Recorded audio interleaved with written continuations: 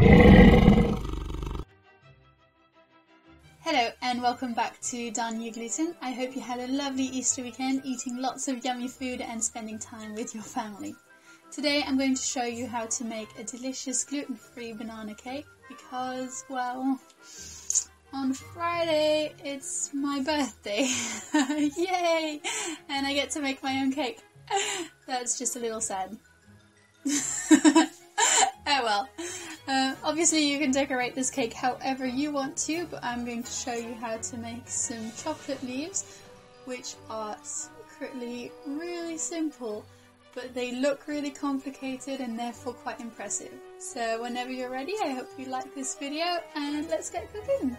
So, you will need 3 large ripe bananas, the riper the better, 1.5 teaspoons of clear honey, 3 eggs, a tablespoon of coconut oil, 55 grams of unsalted butter at room temperature, 100 grams of granulated white sugar, 45 grams of brown sugar, 3 teaspoons of bicarbonate of soda, 70 grams potato starch, 2.5 teaspoons of yeast, 230 grams of white rice flour, 55 grams of gluten-free certified oats, 150 grams of Greek-style yogurt, and finally 100 grams of pecan nuts.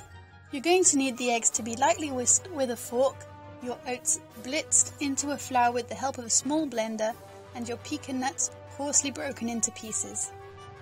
Step 1 is to mash your bananas up until they look like baby food.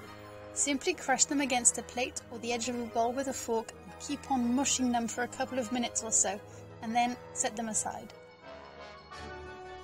Now you're going to cream your sugar and fats together. Start by placing your soft butter and coconut oil into a bowl. I like to place it in a container with high edges to minimize the amount of butter that goes flying over the top, and I whisk it on its own to make sure it's soft. Then add your white sugar and whisk until it's combined. You'll notice the mixture starting to whiten. And then finally add your brown sugar and whisk together until it's nice and creamy. I then transferred that to a large mixing bowl. Now if I whisk this, you can see how it flies everywhere. So add your honey and then add your eggs a little at a time and whisk thoroughly, making sure it's well combined before adding more egg. So this is the point when you're adding all the air to the cake. As the flours used don't contain gluten, they don't have the protein that usually gives cakes and bread that spongy texture, those little pockets of air. So make sure you don't skimp on the whisking. And you'll notice it grow and get lighter as you incorporate more and more air into the mixture.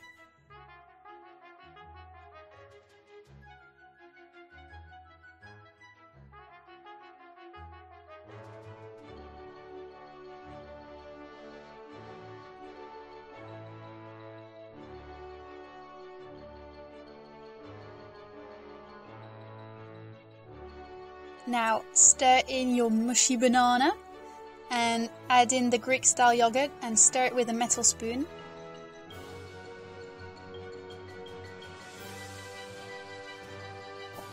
At this point I had to transfer my mixture into a bigger bowl, so learn from my mistake and make sure you're doing this in a really big bowl. And then you can go ahead and sift in your rice flour, potato starch and oat flour. Now you might have to stir some in as you do this because a little volcano forms under the sieve. And then don't forget your rising agents, the yeast and the bicarb, and then stir it all together with your metal spoon, making sure to collect the mixture from the edges and scrape through to the bottom so that nothing gets stuck to the bowl. And then once it's all combined, you can add your broken pecan nuts and stir them in as well. Now get a teaspoon or so of butter or oil, I use coconut oil, and coat the whole pan with it to grease it. And then if you want some extra security on making it easier to get the cake out of the tin, you can sprinkle some cocoa powder on the bottom, but that's not obligatory.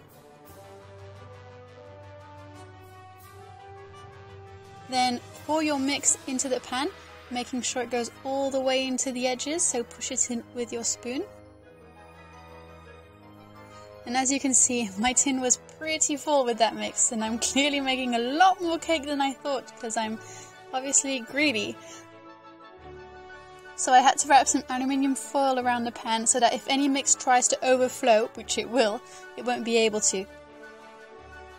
and then pop it into a hot oven preheated to 190 degrees Celsius and bake for about 35 to 45 minutes, or until a skewer poked into the center of the cake comes out clean. Then take it out of the oven and carefully remove the aluminium foil. It will be hot, so use a tea towel or an oven mitt. I also then shaved off and then ate the little bits of cake that hung over the pan, and then let the cake cool for a while. So that means it will shrink away from the side slightly, making the pan removal effortless. And then let the cake fully cool on a rack. So whilst your cake is doing its thing, you can start on the decorations. So for those chocolate leaves I was talking about, you'll need to go and collect some non-toxic leaves. You want them to be thick enough to support the weight of the chocolate and be able to peel them off afterwards without ripping and leaving bits of leaf behind. So waxy leaves like lemon tree leaves work great. And once you've found those, delicately wash and dry them. Remember, chocolate hates water. Oh, and of course you'll need a selection of chocolate. Start by lining a tray with some grease-proof paper and setting out your leaves. Then melt your chocolate until it's runny, being careful not to burn it. I added a tiny bit of coconut oil to thin it out even more, but you don't have to do that. Now your task is to coat the leaves with chocolate. So if you own a pastry brush or even a clean paintbrush, you can use one of them to literally paint the chocolate on. But I didn't have anything fancy like that, so I used my fingers, which means it got a bit messy, but I loved it because I kept having to lick chocolate off my hands, and then of course washing my hands, which wasn't so much fun. So make sure you're careful with your leaves, you don't want to rip them, but to be honest, the hardest part is not eating all the chocolate. And once that's done, let them set. If you want to speed up the process, put them in the fridge for an hour or two. I also wanted my leaves to be sitting on something prettier than a blank cake, so I melted some dark chocolate and drizzled it over with a spoon. So I made a pendulum motion with my arm and then turned the cake around gradually, continuing until the whole cake was completely covered. Well, actually until I ran out of chocolate, so pretty easy.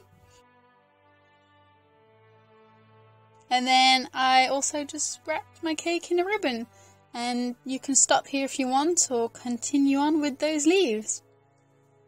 So you'll have to peel the leaves off the chocolate now. I find the best thing to do is break the connection between the main leaf and the stem, so that prevents the whole leaf from snapping.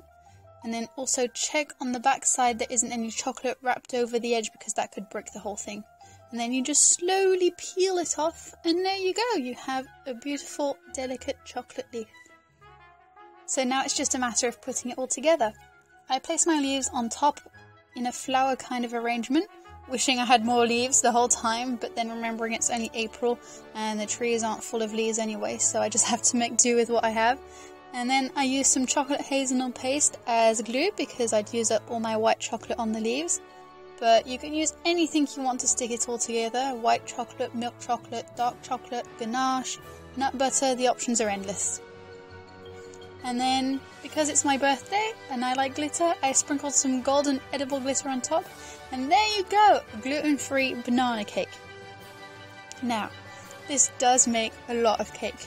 We cut it into about 16 giant slices, so I feel you can get a lot more out of it. You can also try baking these in a muffin tray or as cupcakes, so they're already portioned out. Just make sure to reduce the cooking time accordingly to about 20 minutes.